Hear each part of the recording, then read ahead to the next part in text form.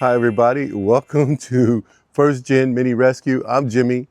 Try to keep these minis rescued out of the junkyards and places and keep them on the road and reliable. That's my main thing. Anyway, today is the first day that I can technically drive on the concrete, the main pad there, but it's raining. I mean, I guess whatever. But it's supposed to stop raining by afternoon. So maybe I'll get that done this afternoon. But right now, I got to run out there. I'm going to grab the fortune cookie book and a tool. I need a tool from the shed. And then I'll tell you what I got going on today's video.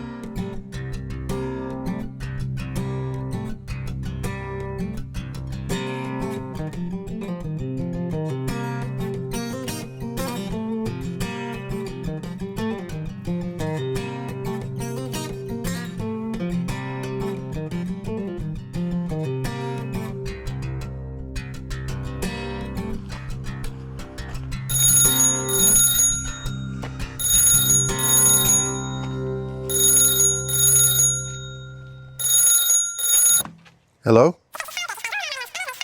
Yeah. Oh, okay. You have a question? Okay. Oh, okay. Yeah. Let me get out the rain and I'll explain it on the video. You just want to know why I poured the pad, the main pad, separate from the ramp? Oh, yeah, simple. Okay, I'll tell you on the video. Okay. Thanks for calling and have fun with your concrete project or your minis. No problem. All right. Bye now.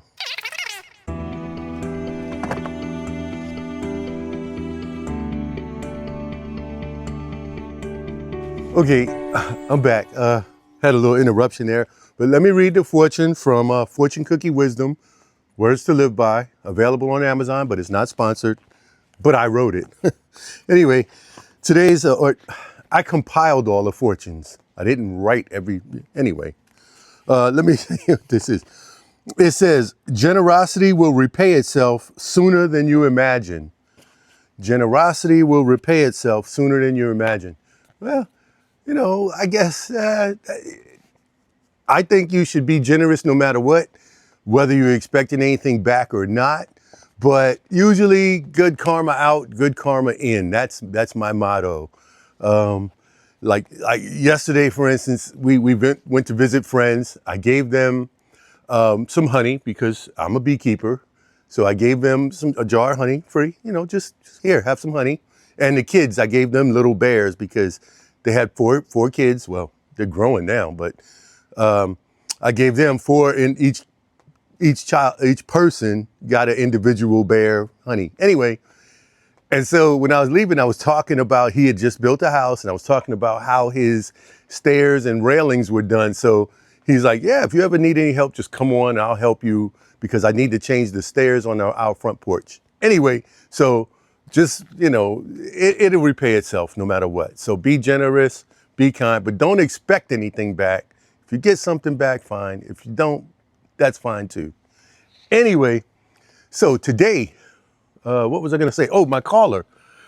They called and asked why I poured the concrete pad, the main pad, and the ramp separate. Well, there's a number of different reasons. Not financial, but it was a technical reason. The main concrete pad was 6 cubic yards of concrete. Now, the company that I used, that was their maximum size truck that they allow in residential areas or established residential areas. New residential areas, they obviously bring bigger trucks and pumper trucks and all this other stuff.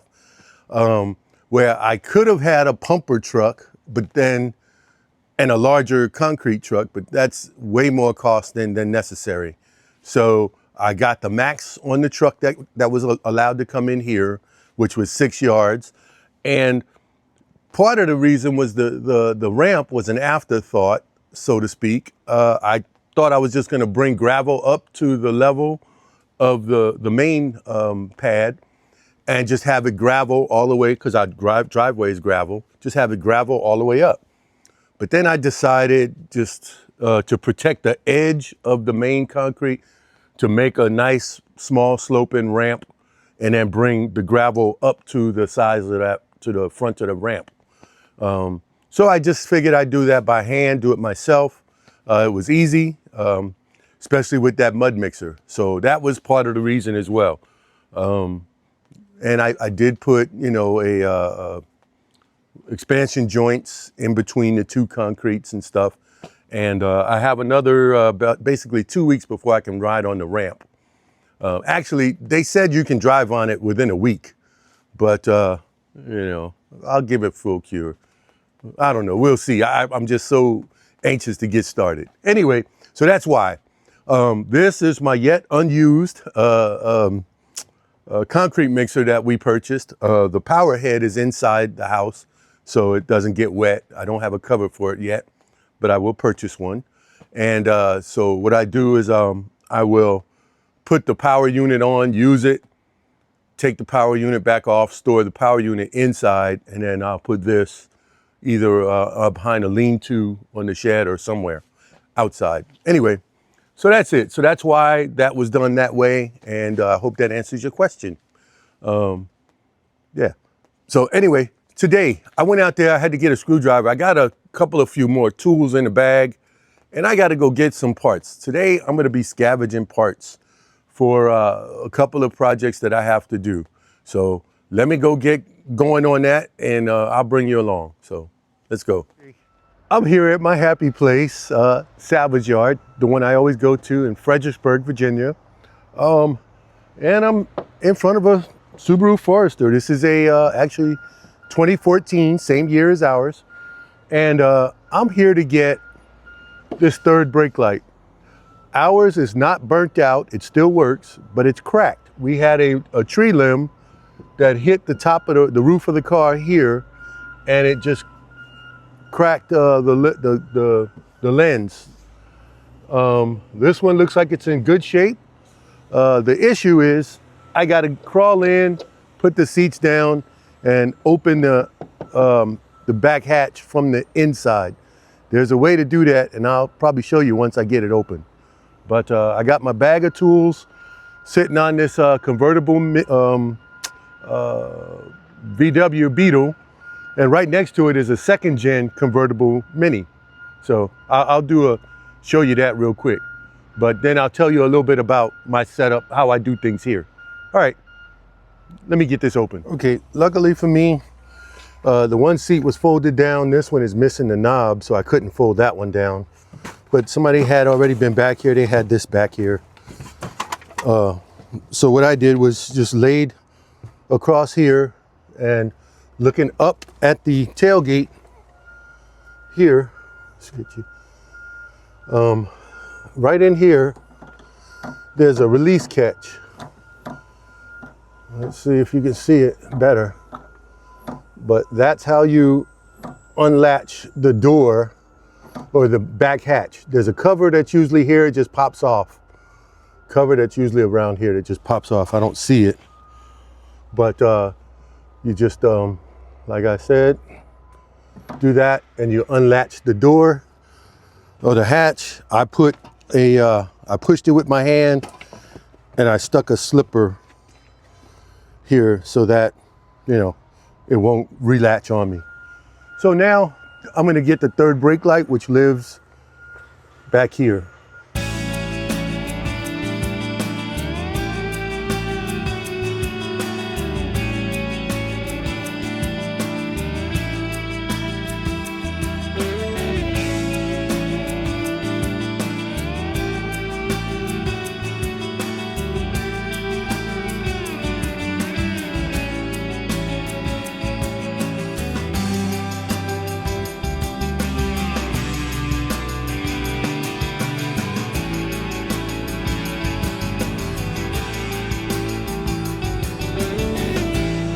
Okay, so like 5 minutes, I got what I needed. This one's a good one.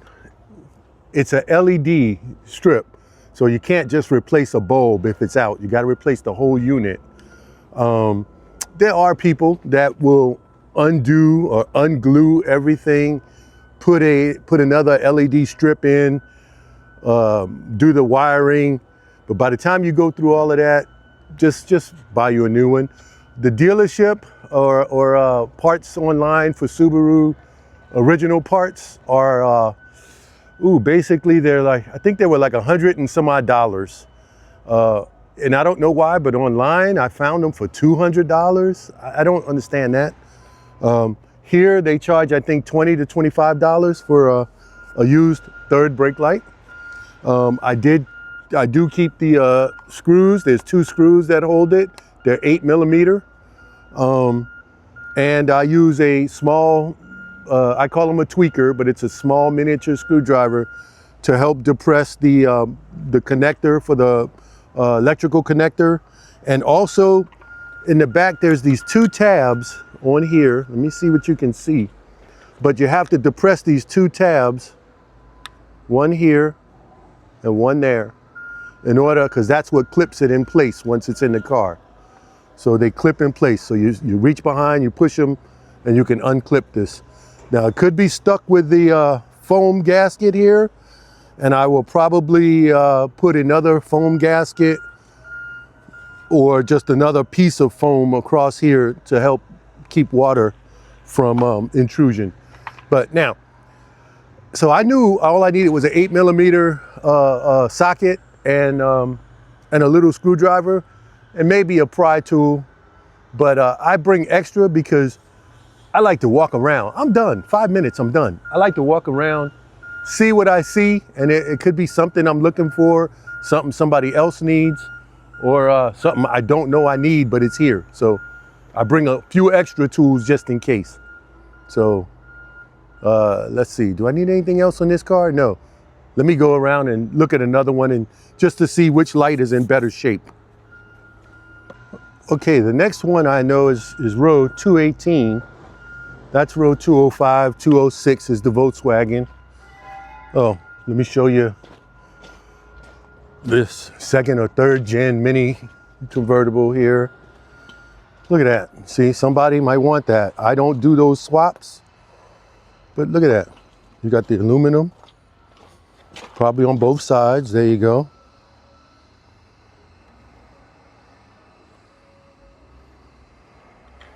Of course, the top is not any good. Somebody already took the rear window regulators. Both sides. So anyway, let's go find 218.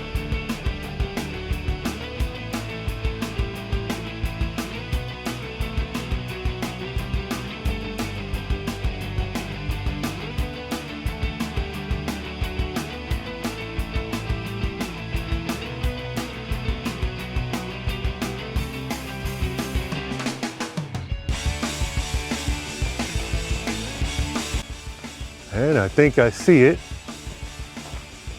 It's blue, and it's got that tape all on it. That right there. Let's go check it out. You got a Volkswagen convertible. There's your parts.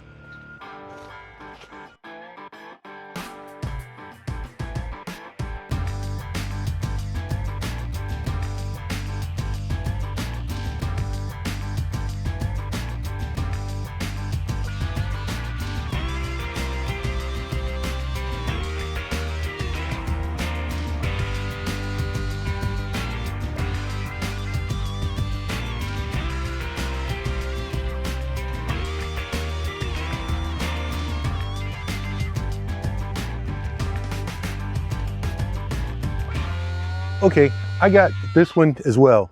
So I think I'm just gonna buy 2. Why not? They both look like they're in good shape. Both of the things look like they're in good shape. Anyway, any accident was on the front corners, so probably not a bad find. Now you may ask yourself, how do you know where these cars are with hundreds or maybe possibly thousands of cars that are here? Well, they have a website, and they have a very good website, and you can go on, type in the make and model of your car that you're looking for, and it'll tell you the year of the car, which I write it out on a piece of paper because I'm old. But I write the year of the car, the color of the car, and what row it's on. So that's what I do, like homework prior to coming out here. That way I know that there's, like in my case, there was 8 possible cars that would, you know, somebody else could have used them or got them before me, but I had 8 chances because they don't know if they have a brake light or not. Some of the cars have a picture and it might show the damage. Some of them don't. It's just, you know, whatever. But also, if you don't have that, you don't have the foresight to do that, you can also ask them at the front when you check in. It costs $2 when you check in as of today, which is November 3rd, 2025. But you can ask them, you tell them what kind of car, make and model you're looking for, and they will print out a printout that tells you the car, their number that's on it. They always put a number on it, but it tells you the year, the color, and what row it's on. So if you don't do your homework in advance and you just figure they have one and you show up, just say, hey, I'm looking for, you know, a Honda Civic 2022 to whatever year, and they'll give it to you and then you have it. So anyway, all right, I'm just gonna do a quick walk around and then I'm gonna head back home because those are the 2 things I need. I got a few clips that I possibly would need. Yeah, and so I'm gonna clean up and head out. But I'll bring you back in if I find something interesting. This is interesting. It's not one that I deal with, but it's a 2009 Mini Cooper S turbo. And the turbo is still there. So somebody come and get a turbo if you need it. Okay, here's something else that's very little different, little special. It's a Dodge, former sheriff's car from that county here in Virginia. And they got everything off of that thing. But anyway, we know it was fast.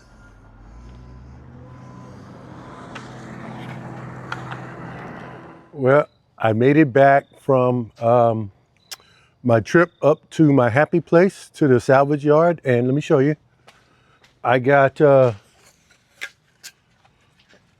I went ahead and got 2 of them. I found the 2 best ones. They're not cracked, they're not damaged. And I took the best 2 that had the gaskets that were very decent. So what I'm going to do is, it's this one. It's from a 2016 Subaru Forester. This has the better gasket. I'm going to change and put this one in, and this one will be a spare for either our car or our daughter's car, same one. And I'll put it on in a bucket or in a bin that I label Subaru parts. And I have an extra antenna because we put an aftermarket stubby antenna on her Subaru and it just doesn't do well at all. So I do have an original antenna that will be going back on as well. So yeah, I'll mark this one, I'll write this one as a spare. And this is from a 2014, this is from a 2016. So, okay, now, since I'm here, same day, the rain stopped, the sun is coming out. I went to the Sakrete website, and they say that we can put light traffic on their concrete after a week. It's been over a week, so I want to get that gray car up here on this pad. So I'm going to, instead of going up the side, I'm just going to come up the ramp as it was intended and park it here on the side.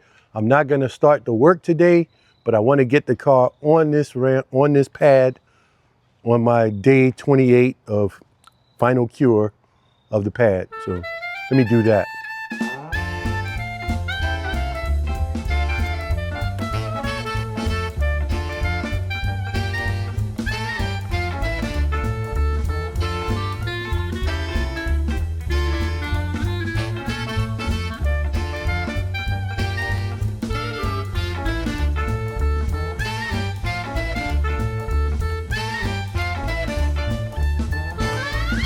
Okay, well, she she's sitting on the work pad, I guess. I got to come up with a name for this pad here.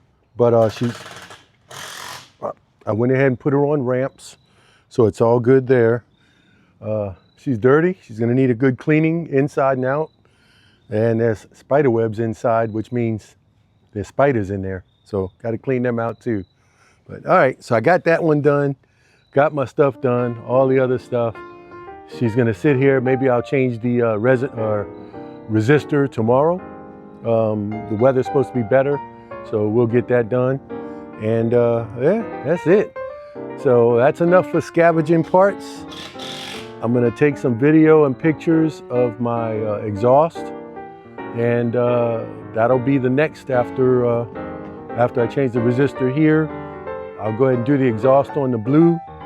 That way I can park the convertible for winter because we don't usually, but today I did drive home with the top down from the salvage joint, my happy place. So that was kind of cool. It was a little chilly, but you know, I had a hoodie, so I'm good. Anyway, I'm out of here. Thank y'all again. Come back and watch.